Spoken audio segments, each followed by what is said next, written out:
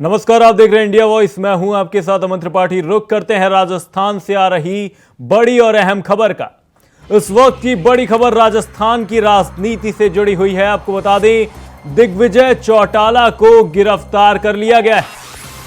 आपको बता दें, राजस्थान विश्वविद्यालय में इंसो प्रदर्शन कर रही थी। वहीं छात्र संघ चुनाव की मांग को लेकर इंसो का यह प्रदर्शन आयोजित किया गया था।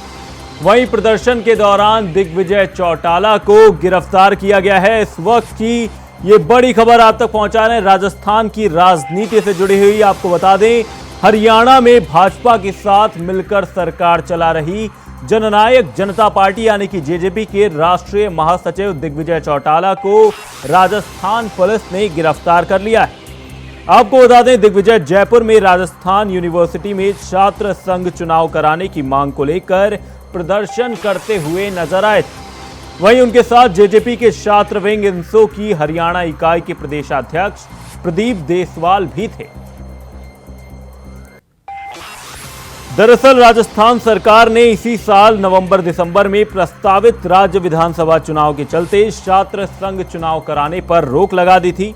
वहीं दिग्विजय चौटाला की अगुवाई में इंसो के छात्र चुनाव कराने की मांग के साथ प्रदर्शन करते हुए नजर आए थे, जिसके बाद आज दिग्विजय चौटाला को राजस्थान पुलिस ने गिरफ्तार कर लिया है। इस वक्त की ये बड़ी खबर आप तक पहुंचा रहे हैं। उनके साथ जेजेपी के छात्र विंग इंसो की हरियाणा इकाई के प्रदेशाध्यक्ष प्रदीप देसवाल भी थे।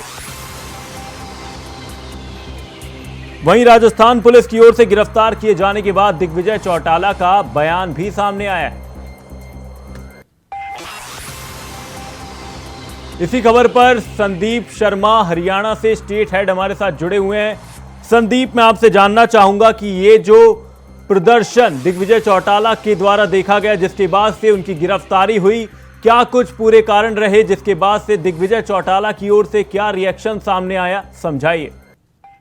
जी देखिए, ये काफी समय से जो है राजस्थान विश्वविद्यालय को लेके जो है चुनाव को लेके, छात्र संघ के चुनाव को लेके जो मामला काफी समय से लंबित था और जिसके लिए एक जो है इनेलो ने जो है एक प्रोटेस्ट भी किया था कि छात्र संघ को चुनाव को जो है जारी की डेट दी जाए, इनको चुनाव को करवाया जाए, जिसके तहत आज जो है दिग्विजय चौटाला के साथ कुछ उनके कार्यकर्ताओं ने और जो छात्र संघ के जो सदस्य हैं उन्होंने जो है एक प्रोटेस्ट किया, उसका घेराव किया और जिसके तहत पुलिस ने उनको गिरफ्तारियां भी डाली हैं। जिसके साथ जो है जो जेजेपी प्रधान जो महासचिव दिग्विजय चौटाला जी हैं, उन्होंने जो है बाकी नेताओं के साथ मिलकर प्रदीप देसवाल और सैकड़ों और अन्य कार्यकर्ताओं को जो है के साथ प्रदर्शन किया था, जिसके तहत इनको जो है हिरासत में लिया गया है एहतियात के तौर पे।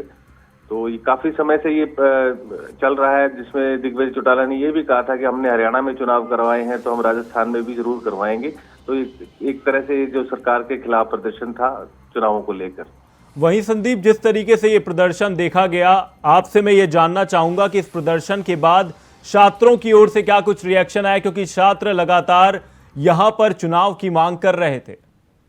देखिए, छात्रों की अगर बात करें तो छात्र काफी समय से यूनिवर्सिटी प्रशासन, विश्वविद्यालय प्रशासन को भी कई बार उन्होंने लिखित में भी ज्ञापन दिए हैं कि ये चुनाव करवाए जाएं, जो काफी समय से जो लंबित हैं, और चुनाव ना करवाने के वजह में उन्होंने काफी इंटरनल तौर पर भी जो है प्रोटेस्ट किए थे। तो इस मामले को आगे बढ़ाते हुए जेजेपी प्रधान और इनेलो जो है ये जो है इसमें बीच में सम्मिलित हुए हैं और बाकी छात्रों के साथ मिलकर जो है ये प्रोटेस्ट किया गया था और मांग रखी गई कि चुनाव को जल्द से जल्द कराया जाए।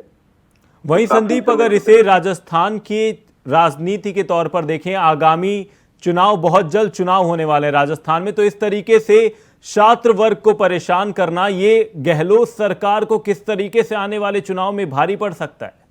देखिए, युवाओं का अगर कहें तो देश की राजनीति में या चुनाव को लेकर अगर बात करी जाए तो युवाओं का बहुत सरकार बनाने में और काफी योगदान रहता है। तो गहलोत सरकार की अगर यहाँ पर हम बात करें तो एक तरह से ये कोई कमी नजर आ रही है, जो अगर ये चाहे तो छात्रों को साथ लेकर ये चुनाव को समय पर करवाएं और उनका साथ भी लिया जा सकता है, जो कि कहीं ना कहीं गहलोत सरकार के पक्ष में जाता है, लेकिन ऐसा मुमकिन होता नजर नहीं आ रहा है। गहलोत सरकार जो है चुनाव को काफी जो है डिले कर रही है, जिसकी वजह से छात्र जो युवा हैं, जो यूनिवर्सिटी के छात्र हैं, वो थोड़े से नाराज नजर आते हैं। इसका फायदा कहीं ना कहीं जेजेपी इसको इनकैश कर सकती है इनको सपोर्ट करके। साथ ही संदीप, आपसे जानना चाहूंगा कि फिलहाल क्या कुछ अपडेट है, क्या कुछ रिएक्शन सामने आए दिग्विजय चौटाला की ओर से? देखिए, अभी तो जो उन्होंने प्रदर्शन किया था उसके तहत उनको हिरासत में लिया गया है और एक बड़ी गाड़ी के जरिए जो और कार्यकर्ता है उन सबको हिरासत में लेकर उनको नजदीकी जो क्षेत्र थाना पड़ता है एरिया का उसमें उनको लेकर गए हैं। वहां पर उनको गिरफ्तारी डाली गई है। उसके साथ ही जो बाकी के जो छात्र हैं जो इस चीज के खिलाफ रोष प्रदर्शन करेंगे, कहीं ना कहीं उनकी नाराजगी नजर आ रही है। उन्होंने अपील की है कि उनके नेता को जो है रात से बाहर किया जाए, ताकि इस मामले में और आगे जो चीज कुछ भी होंगी अपडेटेड होगा अभी तो आपको अपडेट किया जाएगा। बहुत बहुत धन्यवाद संदीप तमाम जानकारी के लिए। आपको बता दें, राजस्थान की राजनीति से जुड़ी ये बड़ी खबर निकलकर सामने आई, जहां पर दिग्विजय चौटाला को राजस्थान पुलिस ने गिरफ्तार कर लिया। राजस्थान की गहलोत सरकार की दमनकारी नीतियों का विरोध करने आज हजारों छात्र जो है वो राजस्थान विश्वविद्यालय के कैंपस पहुंचे थे और हम सबको अरेस्ट कर लिया गया है। अरेस्ट कर करके लाठी डंडा चला के ये सरकार छात्रों की, युवाओं की आवाज को, देश के भविष्य, डेमोक्रेसी को और शिक्षा के मंदिर पर ताला नहीं चढ़ सकती। हम इस लड़ाई को लड़ेंगे, अंतिम अंजाम तक लड़ेंगे। जब छूटेंगे तो गहलोत जो सीएम है यहाँ के, उनके घर का घेराव करेंगे आने वाले समय में। मुझे उम्मीद है हाईकोर्ट में DPIL का जो फायदा है वो छात्रों को मिलेगा, चुनाव जरूर बहाल होंगे। इस लड़ाई की अभी ये शुरुआत है, अभी इसको अंजाम तक पहुंचाना है। धन्यवाद। बुधवार को मोदी कैबिनेट की बैठक हुई, जिसमें कैबिनेट ने विश्वकर्मा योजना को मंजूरी दे दी। 15 अगस्त के भाषण में पीएम मोदी ने इस योजना का जिक्र किया था। इसके जरिए देश के छोटे कामगारों और कारीगरों की आर्थिक मदद की जाएगी। उन्हें लोन से लेकर स्किल से जुड़ी मदद भी दी जाएगी। स्कीम पर 13,000 करोड़ रुपए खर्च होंगे। वहीं विश्वकर्मा योजना के अलावा पीएम ई बस सेवा को मंजूरी दी गई है। इसके लिए 169 शहरों में 100 शहरों को चैनल मेथड से जुड़ा जाएगा। वहीं पर केंद्रीय मंत्री अनुराग ठाकुर ने बताया कि इस पर 57,613 करोड़ रुपए खर्च किए जाएंगे। वहीं देश भर में लगभग 10,000 नई इलेक्ट्रिक बसें उपलब्ध कराई जाएंगी। केंद्रीय मंत्री ने बताया कि पब्लिक प्राइवेट पार्टनरशिप मॉडल पर बसों का संचालन किया जाएगा। वहीं 57,613 करोड़ रुपए में से 20,000 करोड़ रुपए केंद्र सरकार देगी। यह योजना 3 लाख और उससे अधिक आबादी वाले शहरों को कवर करेगी। जिन्हें आज तक हमेशा चिंता की है, उनके बारे में सोचा है, उनके लिए कई प्रकार की योजनाएं बनाई है, उसी कड़ी में आज एक बहुत ही महत्वपूर्ण योजना माननीय प्रधानमंत्री जी ने कैबिनेट में अप्रूव की है, वो है विश्वकर्मा योजना। विश्वकर्मा के माने हमारे ग्रामीण क्षेत्रों में, कस्बों में, छोटे शहरों में जो हम देखते हैं बहुत सारे ऐसे वर्ग हैं जो कि गुरु शिष्य परंपरा के तहत पीढ़ी दर पीढ़ी एक प्रकार से अपना एक बड़ा स्किल लेके उस काम को करते आए। जैसे कुम्हार हुए मिट्टी के काम, सुनार सोने का काम, लोहार लोहे का काम, सुथार लकड़ी का काम, चर्मकार चमड़े का काम, राजमिस्त्री घर बनाने का काम, बांस की टोकरी, झाड़ू, पारंपरिक खिलौने, माला, फूल सजाने वाले, धोबी, दर्जी, मछली का जाल बुनने वाले, नाव बनाने वाले, औजार बनाने वाले, ताले चाबी बनाने वाले, मूर्तिकार, इस तरह से बहुत सारी ऐसी चीजें हैं जो हमारी रूरल इकोनॉमी में, ट्रेडिशनल इकोनॉमी में जिसकी बहुत बड़ी वैल्यू है, ग्रामीण अर्थव्यवस्था में जिसकी एक आज भी बहुत इंपॉर्टेंट वैल्यू है। उस बड़े वर्ग को एक नया आयाम देने के लिए विश्वकर्मा योजना आज माननीय प्रधानमंत्री जी ने कैबिनेट में अप्रूव की है। माननीय प्रधानमंत्री श्री नरेंद्र मोदी जी के नेतृत्व में आज केंद्रीय मंत्रिमंडल की बैठक हुई, जिसमें भारत के शहरों के लिए ग्रीन मोबिलिटी को मद्देनजर रखते हुए, पर्यावरण को ध्यान में रखते हुए, वर्तमान और भविष्य के ट्रांसपोर्टेशन के लिए एक बहुत महत्वपूर्ण निर्णय किया गया है जो ministry of housing and urban affair से जुड़ा हुआ है। पीएम ई बस सेवा की मंजूरी दी गई है और पीएम ई बस सेवा पर 57,613 करोड़ रुपए खर्च किए जाएंगे।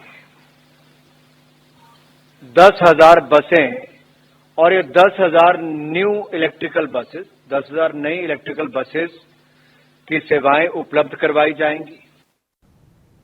कांग्रेस अध्यक्ष मल्लिकार्जुन खड़गे और पूर्व अध्यक्ष राहुल गांधी ने बुधवार को पार्टी की दिल्ली इकाई के वरिष्ठ नेताओं के साथ बैठक की, जिसमें आगामी लोकसभा चुनाव की तैयारियों पर चर्चा की गई। वहीं सूत्रों का कहना है कि इस बैठक में खड़गे और राहुल गांधी ने दिल्ली प्रदेश कांग्रेस कमेटी के नेताओं के बीच एकजुटता की जरूरत पर जोर दिया। बैठक के संगठन महासचिव केसी वेणुगोपाल, पार्टी के दिल्ली प्रभारी दीपक बाबरिया, प्रदेश कांग्रेस कमेटी के अध्यक्ष चौधरी अनिल कुमार, वरिष्ठ नेता अजय माकन, जयप्रकाश अग्रवाल और कई अन्य नेता इस मौके पर मौजूद रहे।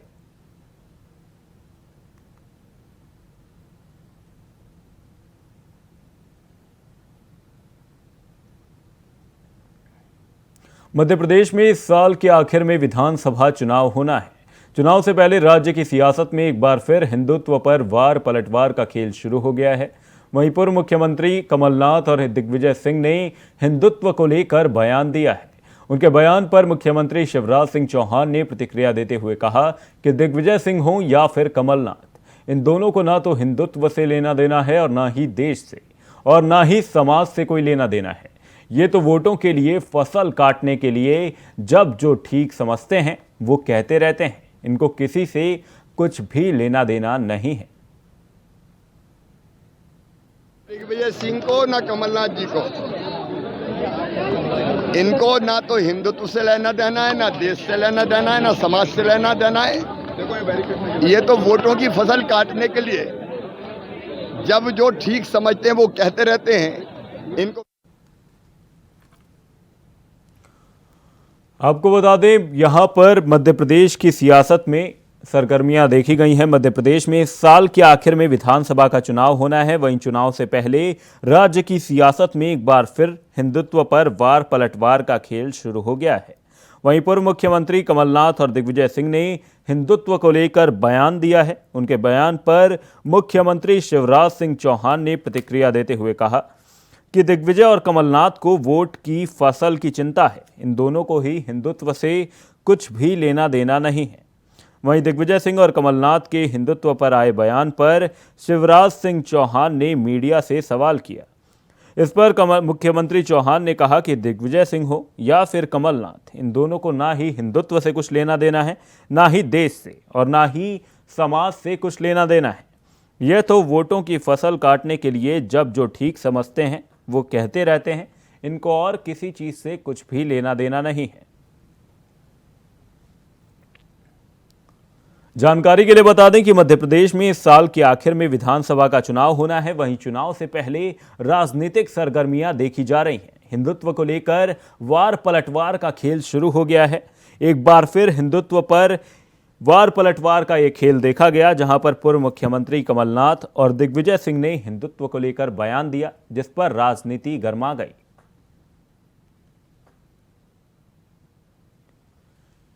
इसी खबर पर हमारे संवाददाता प्रभु दत्त हमारे साथ जुड़े हुए हैं।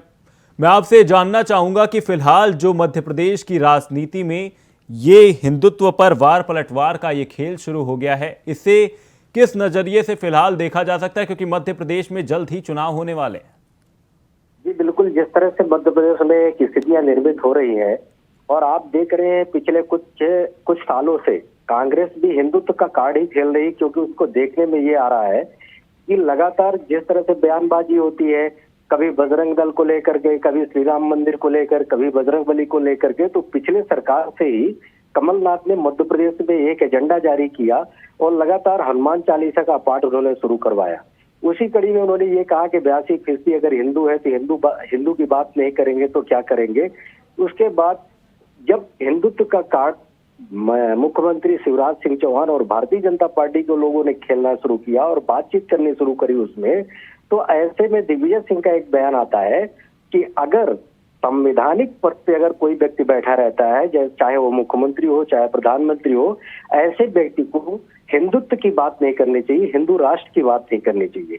उनका दिग्विजय सिंह का कहना साफ तौर पे ये था कि हमारे देश में, मध्य प्रदेश में भी और पूरे देश में भी सभी प्रकार के सभी धर्मों के लोग रहा करते निवास करते हैं। ऐसे में अगर हम हिंदू राष्ट्र की बात कर रहे हैं तो जो दूसरे धर्म संप्रदाय के लोग रह रहे हैं उनकी भावनाओं को आहत होती है।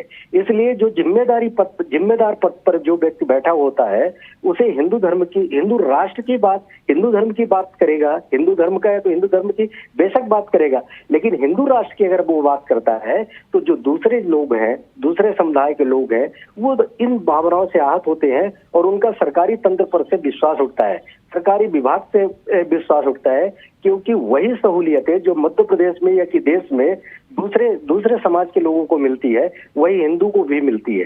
तो सरकार का काम भेदभाव बांटना नहीं है, भेदभाव से ऐसे समाज को बांटना नहीं है, उसे राजनीतिक रूप में इस तरह की बातों को नहीं करना चाहिए। दिग्विजय सिंह का मेन बात थी, लेकिन शिवराज जी ने उसी बात को लेकर के साफ तौर पे कहा है कि कांग्रेस को ना तो हिंदू से मतलब है ना किसी से मतलब है, वो वोटों की फसल को काटना चाहती है। तो ऐसा लगता है कि समाज में जिस तरह से दोनों का वाद प्रतिवाद चल रहा है तो समाज में और लोगों का ये मान लीजिए कहना, समाज के लोगों का कहना ये है कि बांटने का काम तो दोनों कर रहे हैं, चाहे कांग्रेस हो चाहे भारतीय जनता पार्टी। और साफ तौर पे जो शुभचिंतक है, जो देश के लिए हित की बात सोचते हैं, उनका ये कहना है कि इस तरह की बातें और भेदभाव की बात किसी को नहीं करनी चाहिए। हमारे लिए देश एवं प्रदेश को उत्थान की ओर ले जाने वाले और विकास की बात करने वाले लोगों को ही आगे आना चाहिए। बहुत बहुत धन्यवाद प्रभुदत्त तमाम जानकारी के लिए। आपको बता दें, मध्य प्रदेश में एक बार फिर चुनावों से पहले हिंदुत्व का कार्ड खेलना शुरू हो गया है। वहीं इसी बीच रुख करते हैं अगली खबर का। हिमाचल और उत्तराखंड में बीते 3 दिनों से बारिश का कहर जारी है। दोनों ही राज्यों में इस दौरान बारिश से लैंडस्लाइड और बादल फटने जैसी घटनाओं में 80 से ज्यादा लोगों की मौत हो गई। मौसम विभाग ने अगले 24 घंटों में यहां तेज बारिश का अलर्ट जारी किया है। वहीं उत्तराखंड में रुद्रप्रयाग के मध्य महेश्वर धाम में मंगलवार को दर्शन करने आए 20 से 25 श्रद्धालु फंस गए थे। दरअसल मध्य महेश्वर धाम और हाईवे के बीच एक पुल था जो बारिश की वजह से ढह गया, जिससे संपर्क टूट गया। वहीं प्रशासन ने हेलीकॉप्टर से रेस्क्यू ऑपरेशन चलाया, लेकिन धाम में लैंडिंग की जगह नहीं थी। तब 7 से ज्यादा स्थानीय महिलाएं आगे आई और उन्होंने कुछ घंटों में हेलीपैड तैयार कर दिया। तब जाकर फंसे लोगों को रेस्क्यू किया गया।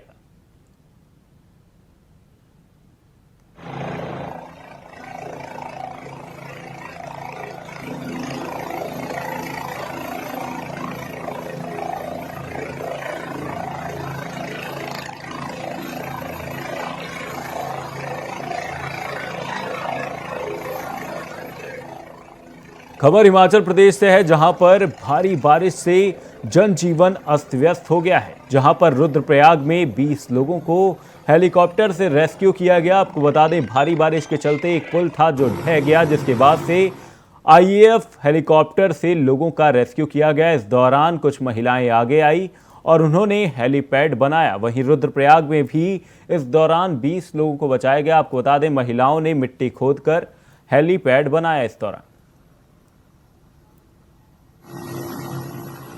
इसी खबर पर हमारे संवाददाता अभय कैंतुरा हमारे साथ जुड़े हुए हैं। अभय, मैं आपसे जानना चाहूंगा कि हिमाचल प्रदेश में फिलहाल जो जनजीवन अस्त व्यस्त है, उस दौरान ये जो रेस्क्यू ऑपरेशन चलाया गया, ये पूरा मामला क्या है, समझाइए। बिल्कुल, ये कह सकते हैं कि जो आसमान से इस समय मानसून सीजन में जो बारिश बरस रही है, ये आफत की बारिश है। और पहाड़ी राज्यों में ये कह सकते हैं कि जिस प्रकार से बारिश के चलते नुकसान यहाँ पर हो रहा, जान माल दोनों का नुकसान यहाँ पर हो रहा, उससे सरकारों की जो चिंताएं और बढ़ती हुई यहाँ पर नजर आ रही है। क्योंकि प्रशासन की तरफ से जो तैयारियां यहाँ पर की गई थी, वो तैयारियां यहाँ पर नाकाफी अभी तक नजर आ पा रही है। चाहे हिमाचल की बात करें या उत्तराखंड की बात करें, दोनों ही पहाड़ी राज्य हैं और दोनों ही राज्यों में ये कह सकते हैं कि इस समय जो आसमान से बारिश बरस रही है, उसके चलते जो प्राकृतिक आपदाएं हैं वो दोनों ही राज्यों में यहाँ पर मुंह आए हुए खड़ी नजर आ रही है। लगातार प्राकृतिक आपदाओं के आने का दौर का जो सिलसिला वो थमने का नाम यहाँ पर नहीं ले रहा है। हेलीकॉप्टर के माध्यम से या सेना के माध्यम से जो रेस्क्यू अभियान यहाँ पर चल रहे हैं, उनको तीव्र गति देने का काम प्रशासन तरफ से यहाँ पर किया जा रहा है, ताकि ज्यादा से ज्यादा प्रभावितों तक राहत यहाँ पर पहुंचाई जा सके। जो लोग प्रभावित हैं, उनके जो दुख दर्द है, उनको दूर करने का काम यहाँ पर किया जा सके।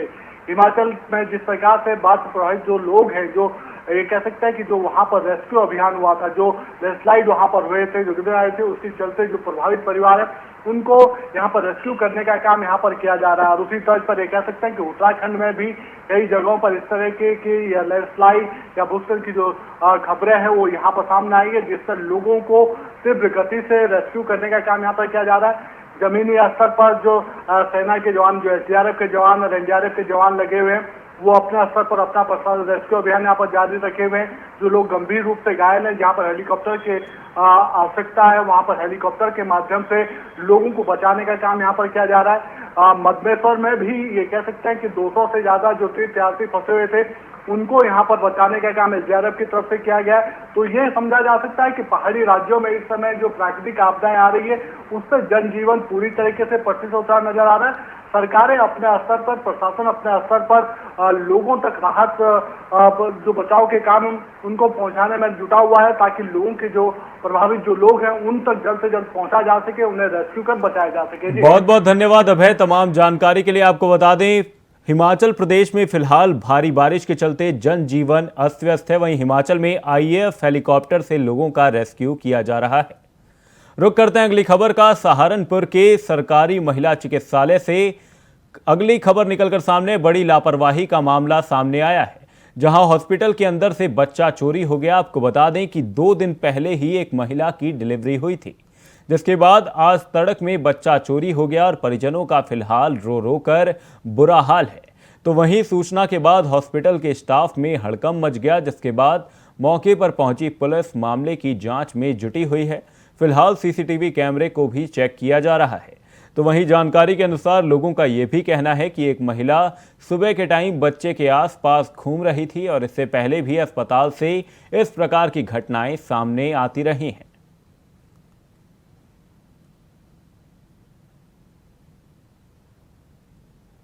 खबर सहारनपुर से है, जहां पर महिला अस्पताल की बड़ी लापरवाही देखी गई, जहां पर हॉस्पिटल से बच्चा चोरी हो गया। आपको बता दें बच्चे की 2 दिन पहले ही डिलीवरी हुई थी। वहीं फिलहाल पुलिस मामले की जांच में जुटी हुई है और लगातार CCTV फुटेज खंगाले जा रहे हैं।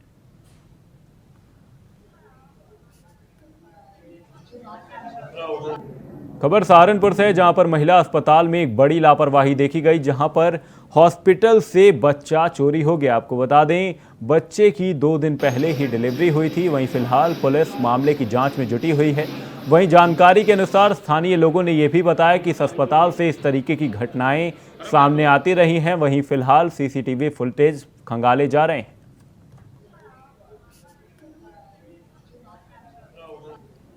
खबर सहारनपुर से, जहां पर हॉस्पिटल से बच्चा चोरी हो गया।